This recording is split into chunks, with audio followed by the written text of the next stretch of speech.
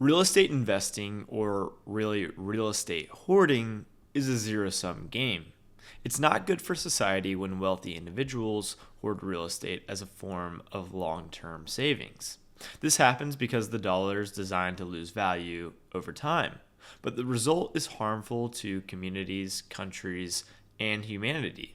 This flawed incentive leads to capital misallocation and creates several problems. First, it creates a perpetual incentive for wealthy people to hoard real estate. Today, many of them save their wealth in property because they know they can't save in dollars. When people own more real estate than they need, it pushes up housing prices. Since many people do this, real estate prices are perpetually far beyond what they would be if homes were used strictly to live in rather than as investments. Ignoring Bitcoin for a moment, most people don't have another option. It's rational to hoard real estate, even more so to borrow money with a 30-year fixed rate mortgage, buy property, and rent it out. This drives housing prices and rents higher than they should be. Even when new homes are built, investors buy them and charge market rates, keeping rents elevated. This misallocates capital, making housing increasingly unaffordable for younger people.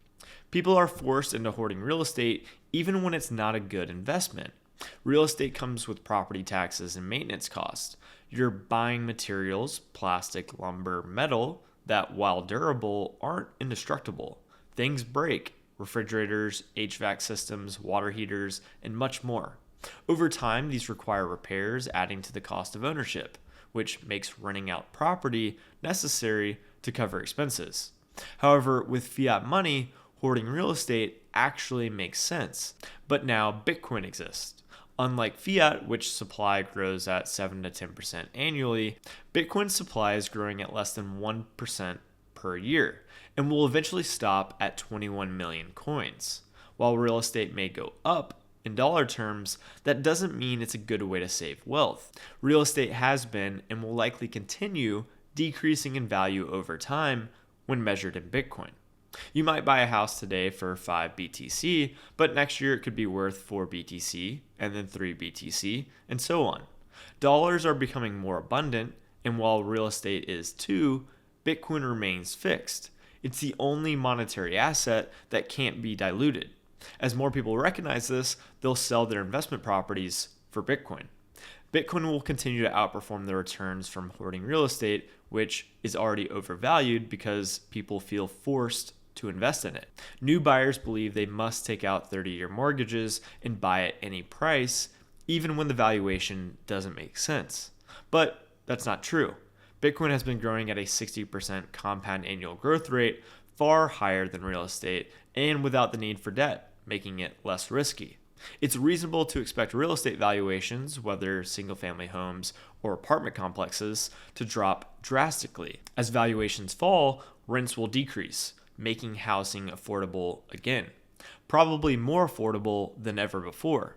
Investors will get better returns by holding Bitcoin instead of hoarding real estate. Bitcoin's value will rise over time, while technology deflation lowers the cost of basic consumer goods and housing, like it has been doing so for the last 16 years. Meanwhile, more homes will continue to be built, adding to affordability. Going forward, real estate shouldn't be treated like an investment. Just as people don't invest in cars and rent them out, the same will apply to homes. Cars depreciate over time, and while renting them out can generate income, it's not a great long-term strategy for most people. The same will happen with real estate.